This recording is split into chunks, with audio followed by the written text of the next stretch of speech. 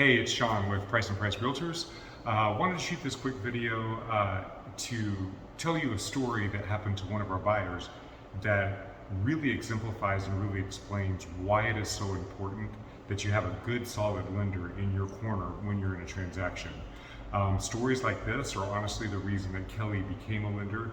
We saw buyers that got close to closing and the deal would start to fall through because the lender hadn't done their due diligence, they hadn't done the proper pre-qualifications. We had several deals that almost fell apart. Luckily, we were able to save them all. But excuse me. But Kelly and I honestly got tired of the risk of that, so Kelly decided that she wanted to become a lender, and just in time for this buyer that I'm about to tell you about. So to tell you the story, I need to make sure you understand what the process is in getting pre-qualified for a loan. So what happens is you get you pick a lender and you submit your documents to this lender, and if they do their pre-approval process correctly, they're going to actually look at your tax returns, they're going to look at your proof of income, they're going to look at your proof of assets, and they're going to give you a strong pre-approval letter. And that pre-approval letter is what we as the realtors use to submit with our offers so that the seller will be confident that you will be able to perform on the loan.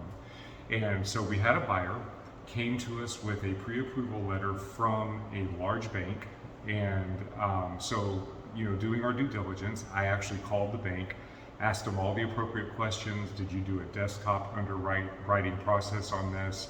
Have you seen the buyer's documents? Have you confirmed income? Have you confirmed assets? Have you confirmed DTI, debt to income ratio? And got all of the appropriate answers from this lender. And so we went and we wrote an offer on a $1.8 million home for this buyer. And we provided this pre-approval letter from this large bank as the proof of funds for the buyer. And he won the property, so we got into contract. Well, part of the terms of this contract were that he was going to do a $60,000 earnest money deposit, which means that he would deposit the $60,000 with the escrow company, and that was his security to show that he was serious about this purchase.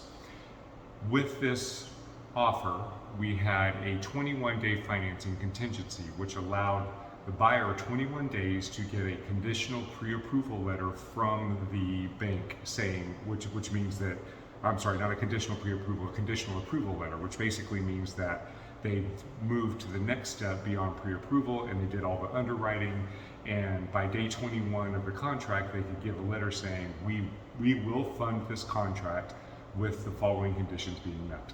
And once we got that letter, then the buyer's financing contingency would end. If we were unable to provide that letter, we would have to provide a denial letter from the lender saying that they could not approve this loan, and the buyer would get his $60,000 earnest money deposit back. Okay, so that's the mechanics of how this works. So we get under contract.